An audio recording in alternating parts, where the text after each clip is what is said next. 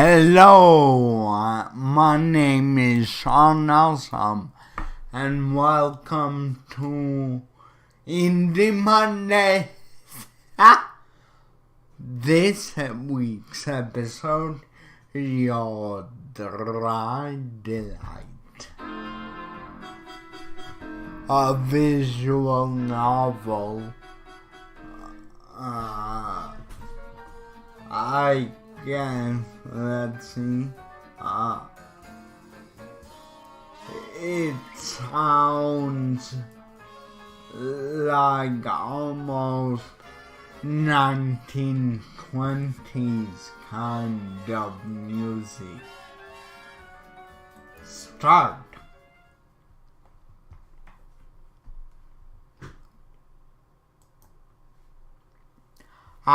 What a lovely night. Would you say go get a drink? Boss, that's the fifth time you've used that joke today. Well, it's your fault for making such a hilarious face every time.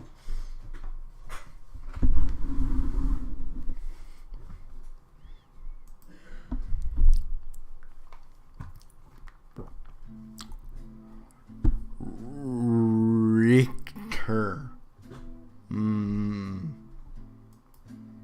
My name is August Richter, and I'm a detective. Unfortunately, my parents thought a nice classic name like James or John just wouldn't be good enough for me.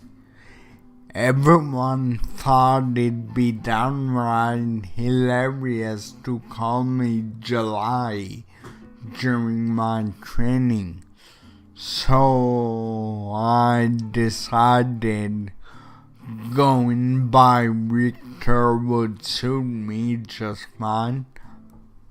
I don't get it.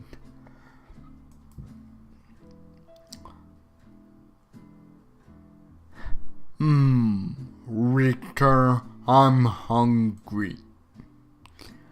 Didn't we just have dinner an hour ago, boss?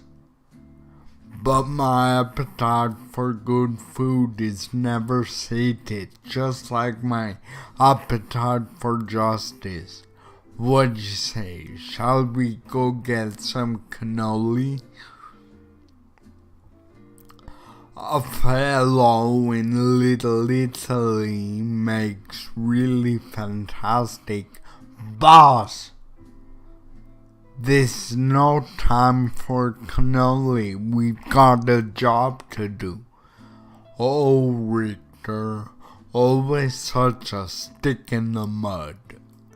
Leslie, this fellow right here is my partner. Leslie Clark. He wears his hair long and has what you might call a girlish face, so he's seen more of his fair share of teasing too. But somehow, absolutely nothing seems to faze him. Case in point, he's worried about cannoli when we're supposed to be tracking down criminals. A true inspiration to us all.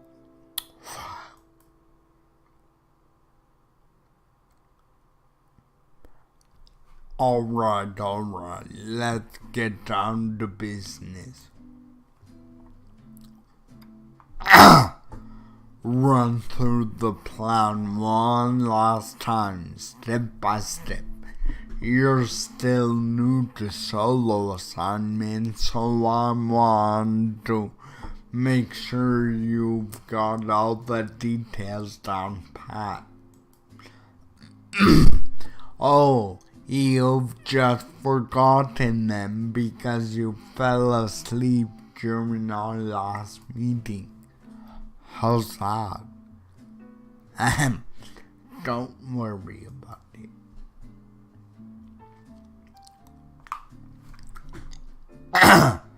I clear my throat, straighten my posture, and mentally pull up tonight's agenda. You and I are splitting up to gather information on Cleveland's illegal liquor business and enforce Volstead.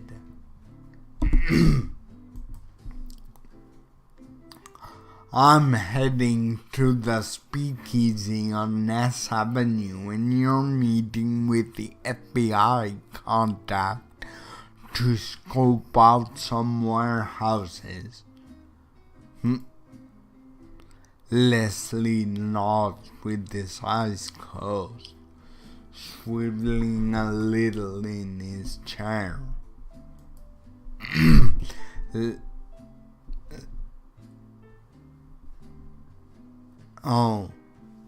Leslie nods with his eyes closed, swiveling a little in his chair. Damn it! He'd better not be dozing off again. For tonight, my name is Jack Vaughn, and I work for the city government. Okay, got that? We work for the government. Yes, so you can say your job is helping civilians, and it'll be technically true because you're terrible at lying. Why'd you get into this line of work again? I heard the agency need detectives who didn't spend their payroll hours hunting for food. Ha! Burn. Richter, how cruel.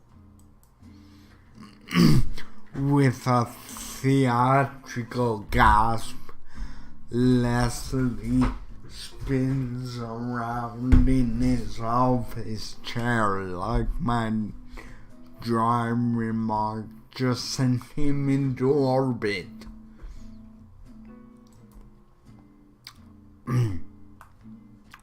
Sometimes I wonder about what bizarre twist of fate landed us together.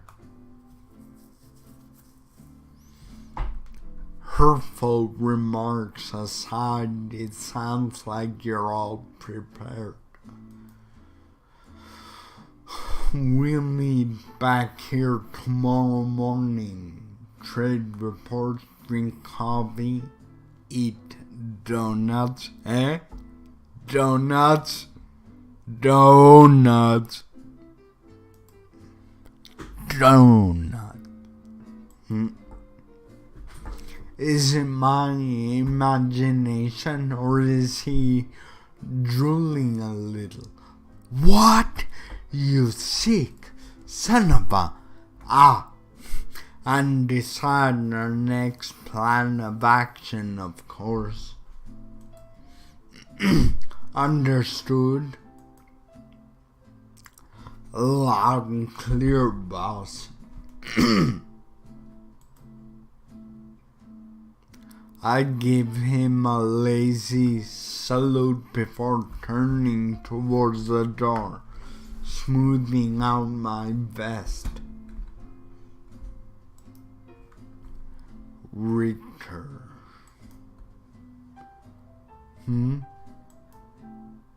Please be careful.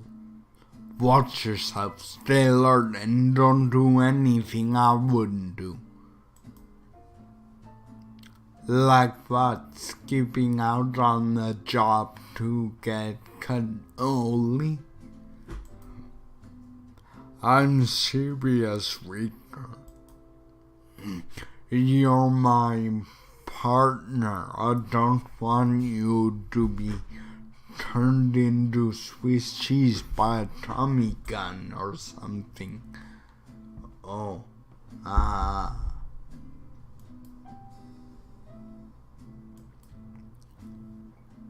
he would use a food metaphor. So promise me you'll be careful, alright? I worry about you whenever you're off solo. I worry about you too, my love. Oh, where'd he go?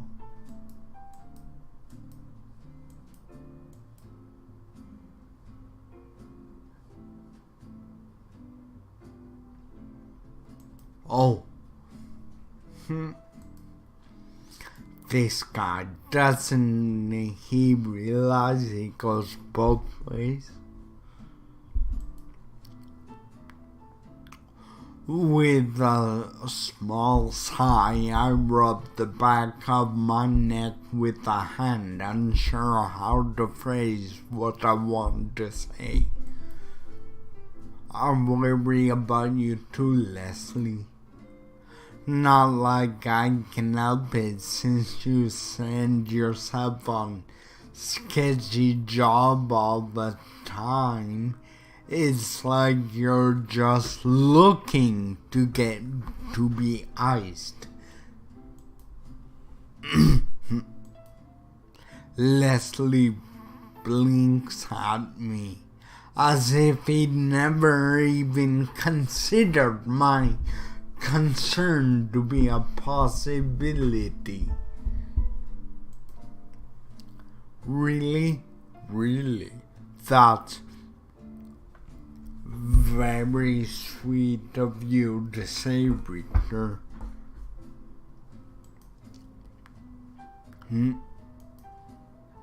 He sniffles, clutching a hand to his collar.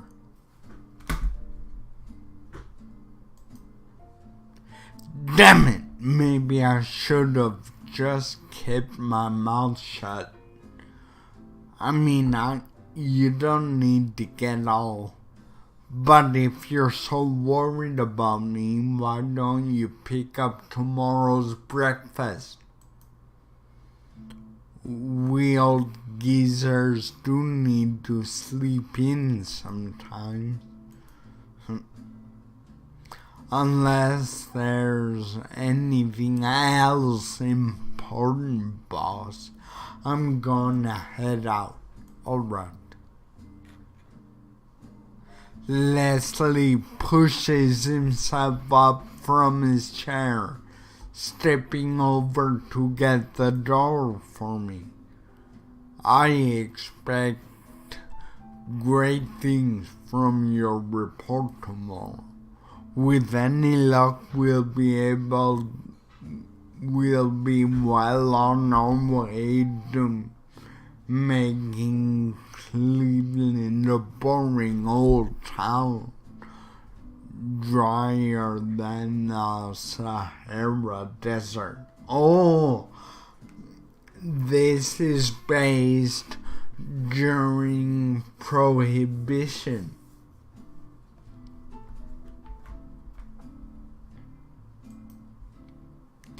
Doesn't sound quite so encouraging when I put it that way, does it? Can't argue there. God bless America, land of the liquor free. Yeah, Prohibition. See you in the morning, boss. Give him hell, detective. He reaches out to ruffle my hair fondly, as he often does.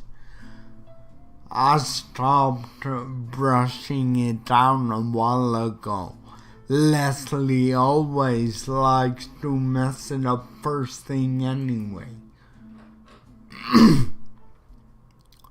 We trade wry smiles.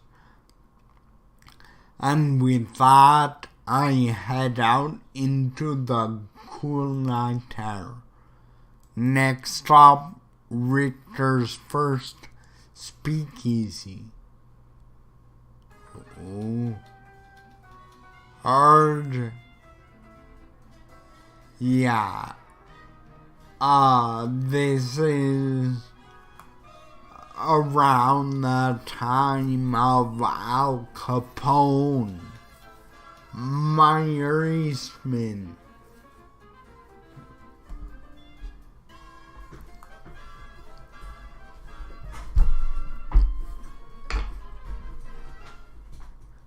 Your dry delight. Oh. Password. A gruff voice whispers to me through a slot in the door. The basement of this dingy restaurant echoes with the muffled sounds of swing music, like it's haunted by some ghostly jazz band. Okay. Swordfish. Oh. Swordfish. Swordfish. There's a long pause. Was swordfish the right answer? My informant definitely said the word was swordfish. This isn't a setup, is it? If it is, heads will roll by the end of tonight, assuming mine's still here. Hey? Okay. The door swings open before I can finish that thought. Welcome, sir. Please enjoy your night. Thanks, I'm sure I will.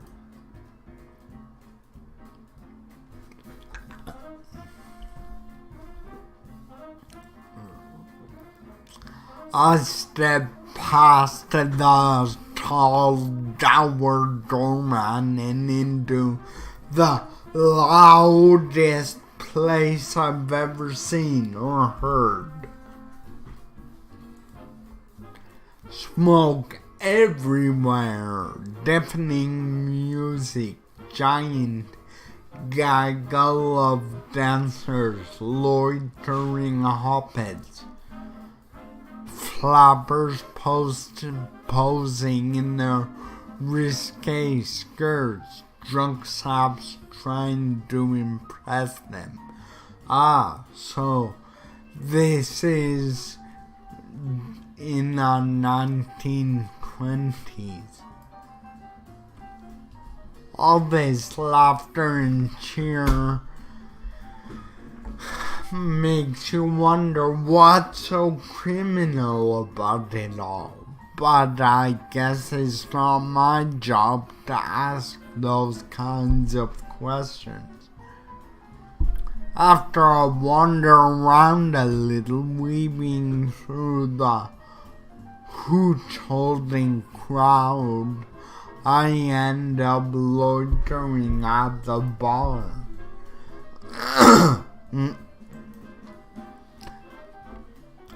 The bartender staring at me.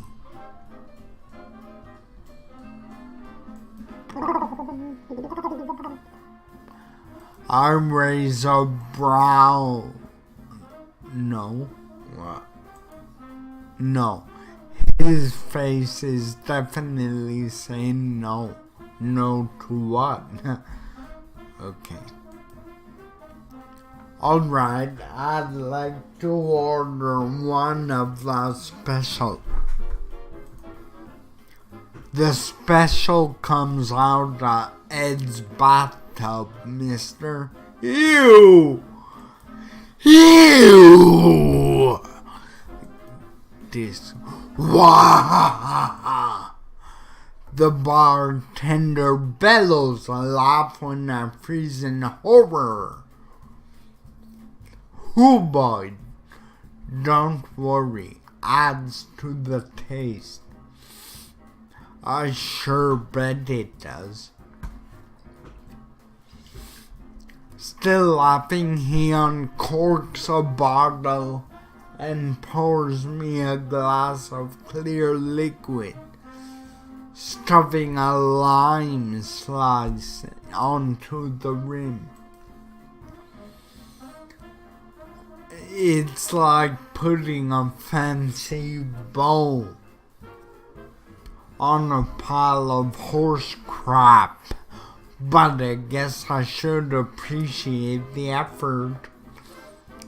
I lift the glass, taking a cautious sip. Swallow. Jesus, that's bad. What does it do in the bathtub?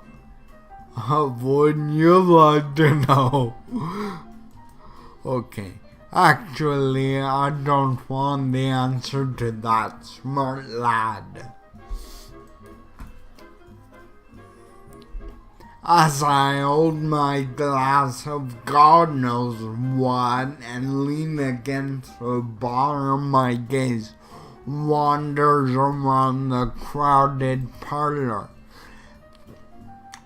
The informant said this place is a key part of Cleveland's liquor business.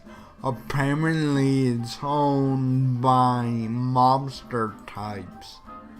And now that I think about it, those guys over there look a little rough around the edges. They're not drinking or dancing, just watching the patrons.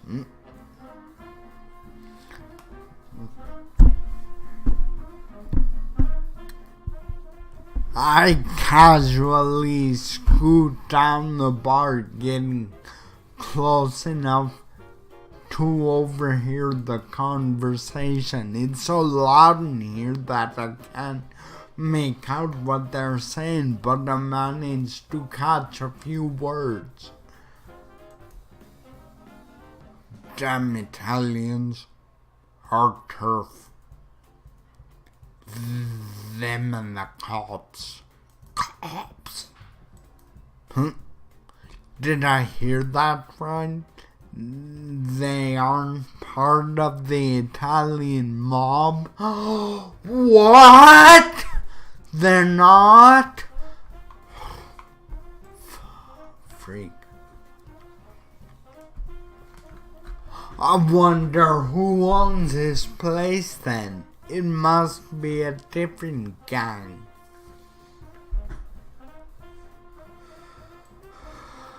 Some kinda deal.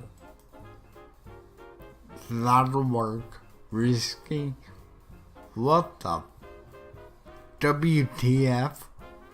I strain my ears as much as I can, sensing the conversations about to get even more interesting. Just one or two hints, maybe a name, come on. Only one drink for you tonight, my friend. Huh? A low, eloquent voice murmurs right in my ear. The culprit smirks at me when I whip my head around in surprise, offering a little wiggle of his fingers in greeting. I hate when people wave like that.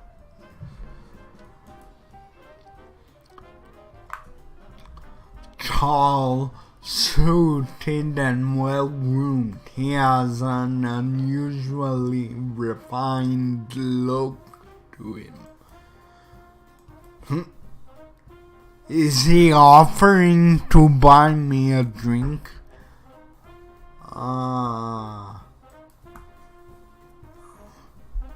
Well, to be honest, one of its special is about all the ed I can take. Good thing it's his saliva. Is that so? You seem like someone who can take a bit more. I think you're just being humble. No, really, I like my tongue too much to put it through more of Satan's mouthwash.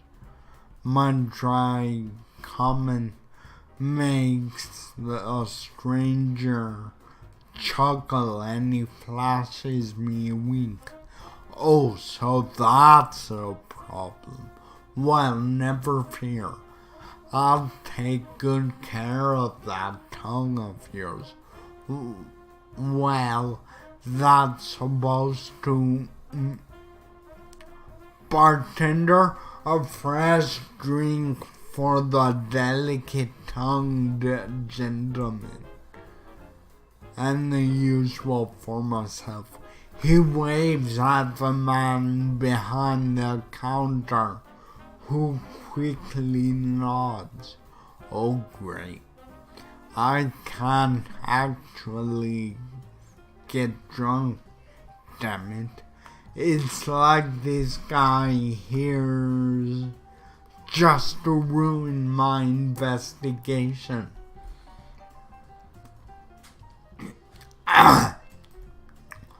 We'll get you fixed up with something that'll tickle your fancy, mister. Trailing off, the stranger raises an eyebrow at me expectantly. Jack thought. Jack, not the name I have picked for you, but I still like it. Really, what name would you have picked? Ask me again after you've had a few more drinks. As if on cue, the bartender passes a glass towards me and gently slides a steaming cup towards my companion. Is that coffee? Thank you, Arthur. Anytime. He throws the man beside me a wily grin. I can't shake the feeling like I'm the butt of some inside joke, but maybe that's my detective's paranoia talking. You don't drink, huh? I wouldn't call myself a teetotaler, but I do like to stay sharp. Right.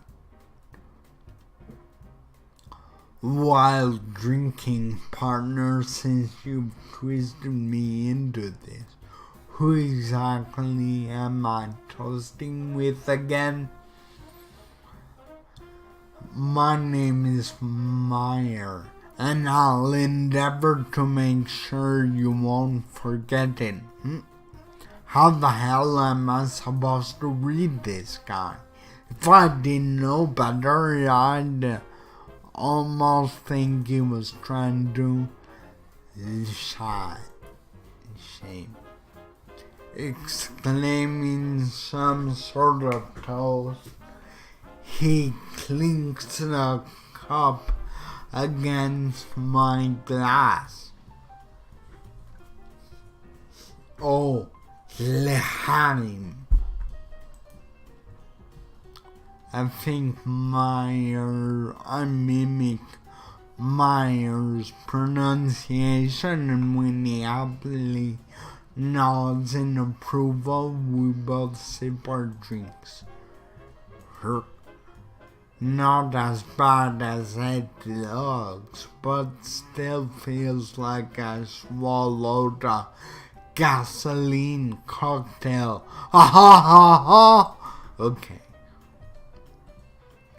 What a puckered face, Jack. Not smooth enough for that tongue of yours. Mayor leans in closer, propping his elbow on the counter and gazing at my face. While if he's hell-bent on being all friendly, maybe I can pull information out of him. I bet he knows something. He's got that kind of smug air.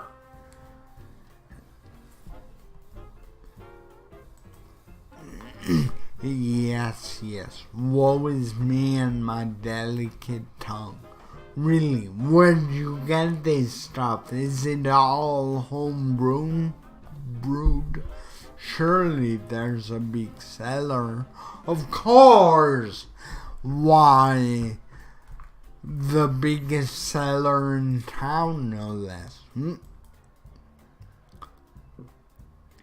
So he does know. Now I just have to. But more importantly, why don't you tell me a little more about yourself?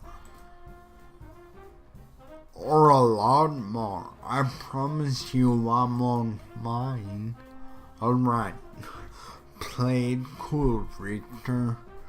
I can't rush this or you'll catch on. I'm nobody special, really. I help keep civilians safe, serve the city and all that. His smirk deepens for some reason. Just another average fella here to relax after a hard day's work. Hoping to take the edge off.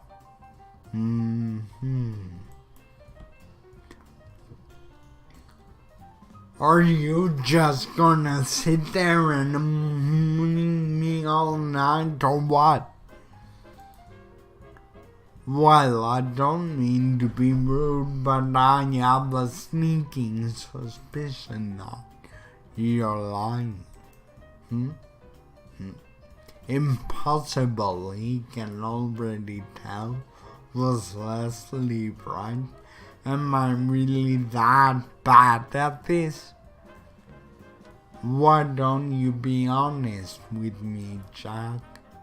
Be honest with you? I'm not. Mayor leans even more this time, sneaking an arm above my shoulders and pulling me in close. I swallow, trying to keep a hold of myself as his lips brush against my ear. Whoa, ha! Buy a fella a drink first. Oh, you already did. Well, he can't know. There's no way he knows. You're really a Simcha, aren't you? Simcha.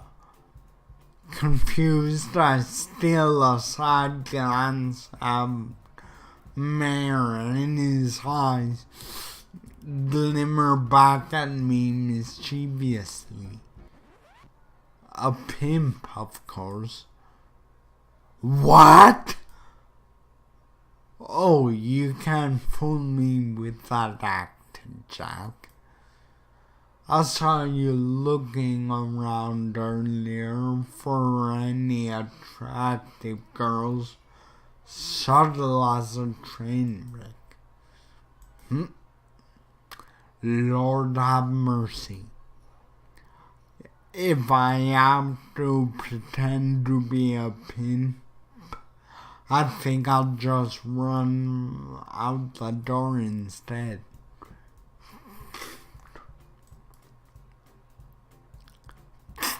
Ha ha ha! A little laugh spills out of Mayor before he can bite it back. Care to tell me what's so funny?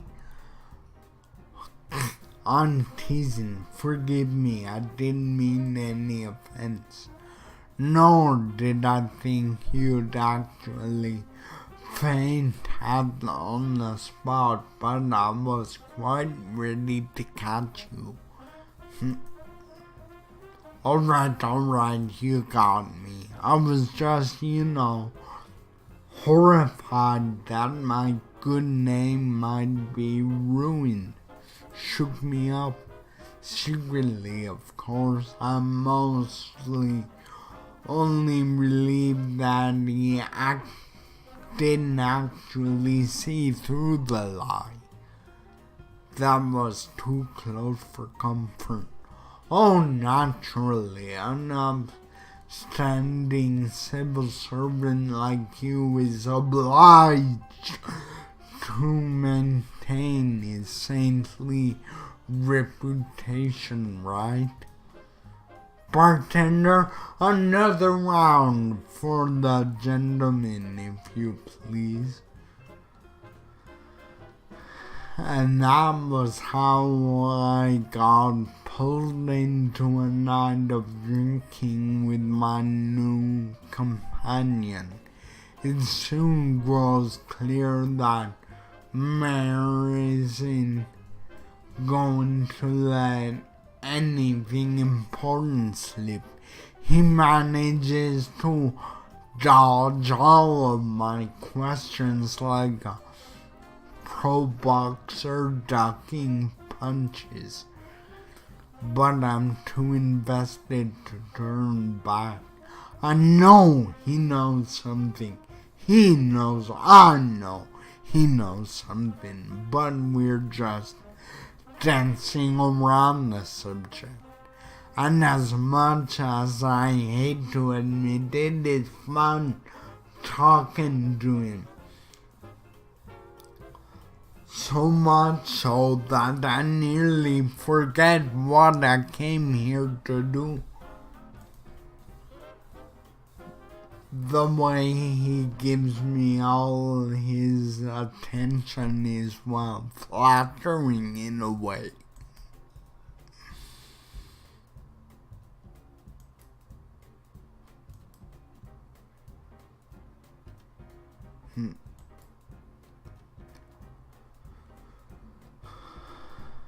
While we banter back and forth, I noticed the sketchy-looking men from earlier throwing glances towards us. Are they looking at me, at Mayor, just trying to get the bartender's attention? I can't help, but I've got the feeling we're being watched. If you don't mind it, Jack, I have a question for you. An elbow nudges me against my side, interrupting my thoughts. A question? Sure, I'm all ears. I turn my head towards Mayor, only to see him already pressed close to my side. Oh, you're gay? Okay.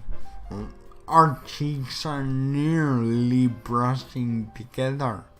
You wouldn't happen to be looking for underground work, would you? My heart skips a beat. He's finally bringing it up. You could say that more or less. Well, in that case, how about we make a deal? I'll trade you a little business information in exchange for something on your end. He whispers conspiratorially to me, lips curled upward in a sly daring smirk. Something, huh? What kind of something are we talking about here? Oh, I'm so glad you asked. His breath lightly tickles my cheek. For a second, my focus gets a little hazy. All I can see are those sparkling green eyes. My mind races through all the things he might want from me. Things I normally never think of until bring me a cassata cake. Her? A cassata cake. The type from Frank's Bakery on the east side. Almost certainly not kosher, but I won't tell if you don't. I've heard they changed the recipe to something amazing, but let's just say I'm not welcome in that neighborhood. Not exactly the offer I was expecting. A cake, right? I'll think about it, no promises. Playing coy, are we? Very well. I see how it is. He exhales a small laugh that brushes my skin again, sending a light tingle down the nape of my neck. Please think it over carefully, and if you decide to accept my offer, come back here tomorrow night. How does that sound, Jack? I hesitantly nod. Can this wise guy really be part of some criminal outfit trading information for cakes? Perfect. It will be plenty worthwhile, so keep that in mind. When he finally pulls back, I subconsciously exhale the breath I didn't know I'd been holding. No matter how I look at it, he's acting sweet on me.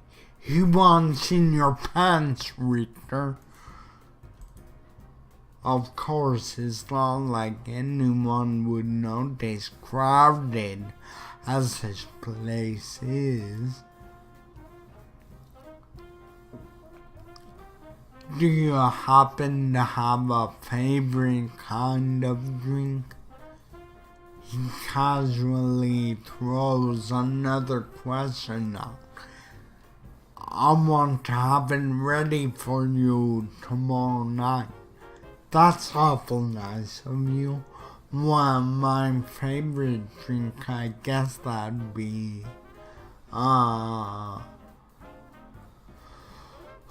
whiskey, of course. Do I look like a guy who drinks anything else? You didn't seem to have much trouble with the other drinks you enjoyed tonight. That's because you were distracting me. Really? Am I that captivating? You were practically holding me captive from the start, so yes. He lets out a low chuckle. shaking his head. There's something charming about his laugh. Maybe the way it comes from deep in his chest, gentle but resonant. Whiskey it is, then, and only the best kind, as a man deserves. Oh, I didn't mean to do that, but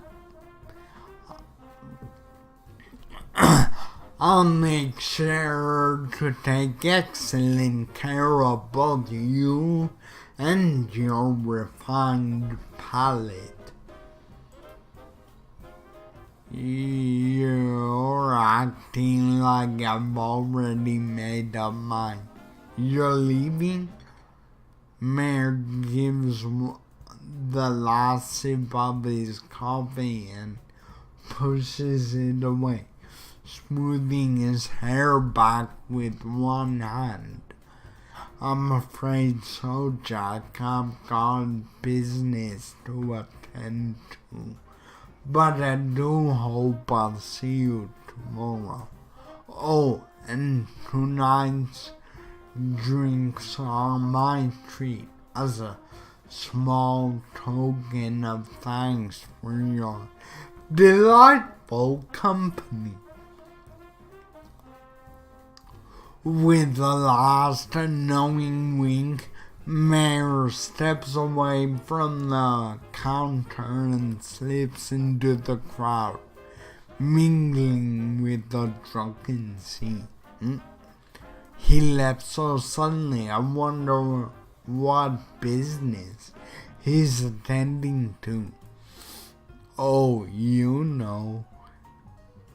Well, never mind. I guess that concludes tonight's investigation. What a ride.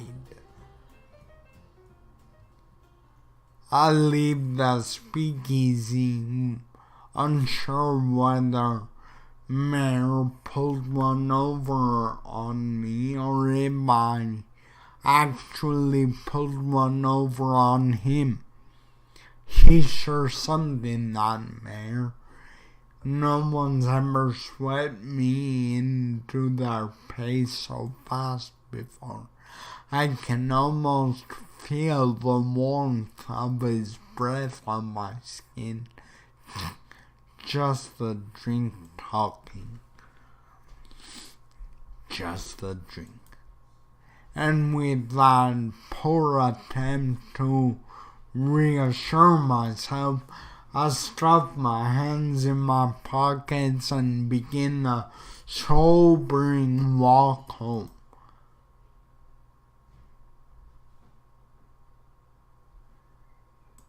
Okay, well, oh,